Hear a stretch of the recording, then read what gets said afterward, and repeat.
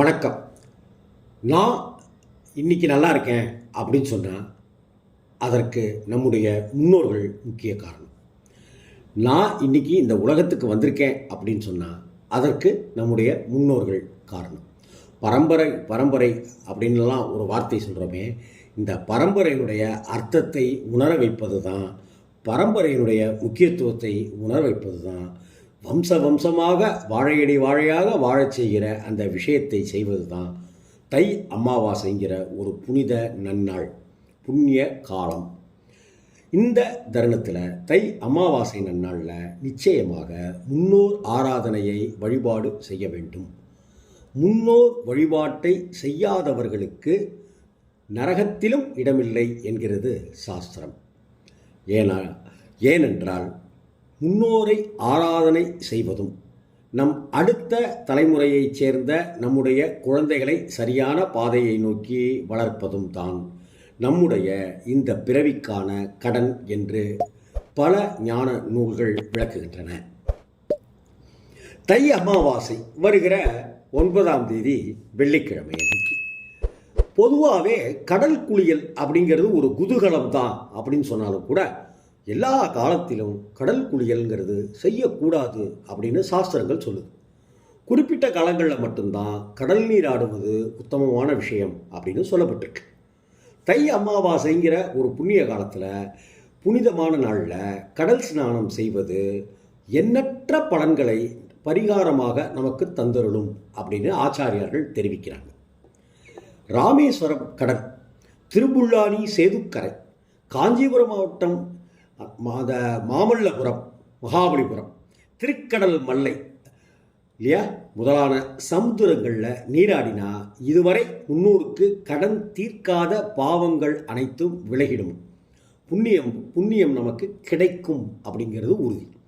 முன்னோருடைய ஆத்மா குளிர்ந்து போயிடும். நம்மை, நம் குடும்பத்தை, முக்கியமாக நம் அடுத்த தலைமுறையான சந்ததியை ஆசீர்வதிக்கும், வாழச் செய்யும், வழிவகைகள் கொடுக்கும் என்பது ஐதீகம். தை மாத அமாவாசையில் தாராளமாக கடல் நீராடலாம். கடற்கரையில் தர்ப்பணங்கள் செய்யலாம். அப்படிலாம் கடற்கரை எங்கள் ஊரில் இல்லையே, கடலே இல்லை அப்படின்லாம் வருந்துபவங்க காவிரி மாதிரியான கரைகள், ஆற்றங்கரைகளில், திருவையாறு மாதிரியான பகுதிகளில், மாயவரம், கும்பகோணம் மாதிரியான காவிரி படுகை பகுதிகளில் வழிபடலாம். பவானி, கூடுதுறை மாதிரியான இடங்கள்லையும் முக்கியமாக வழிபடுறது ரொம்ப ரொம்ப சிறப்பு. அந்த நாளில் அங்கே போய் தர்ப்பணம் கொடுக்கறது நல்ல பலன்களை தரக்கூடியது. திருவையாறு காவிரி கரையும் ஒரு மிகப்பெரிய புண்ணியமான ஒரு இடம் இது.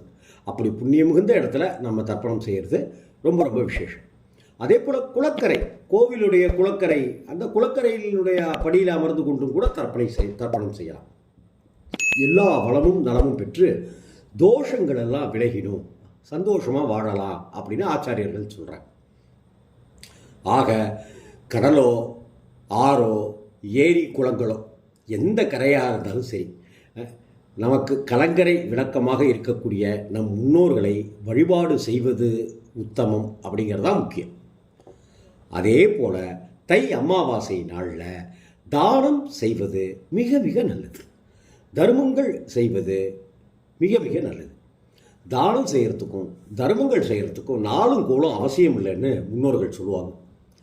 முக்கியமான நாட்களில், புண்ணியம் நிறைந்த நன்னாளில், இந்த விசேஷமான ஒரு தருணத்தில் நாம் நம்மால் முடிஞ்ச தானங்களை செய்கிறது நம்ம வாழ்க்கையினுடைய இதுவரைக்கும் இருந்த தடைகளை, எதிர்ப்புகளை எல்லாம் தகர்த்தணும், நமக்கு மனோபலத்தை தந்திரக்கூடும் அப்படின்னு சொல்கிறாங்க.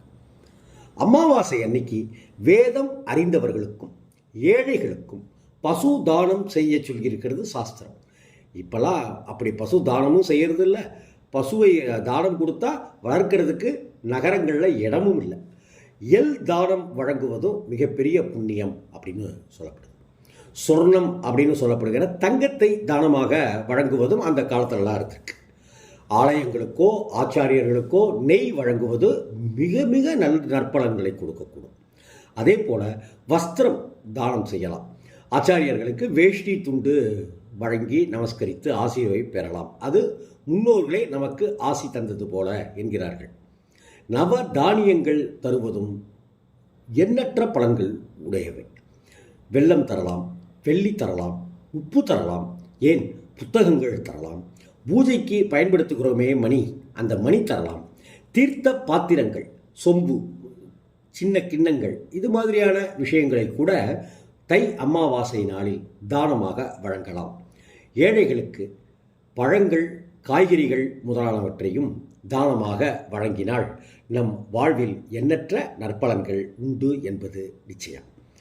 நம்மால் முடிஞ்ச தானங்களை செய்வோம், நம்ம முன்னோரை பிரார்த்தனை செய்வோம். வாழ்க்கையில் வளம் நலம் பெற்று சகல தோஷங்கள் எல்லாம் நீங்கி நிம்மதியாக வாழ நம் முன்னோர்கள் நமக்கு வழிகாட்டுவார்கள். அப்படி வழிகாட்டுறதுக்காக காத்துக்கிட்டே இருக்காங்க. வணக்கம்.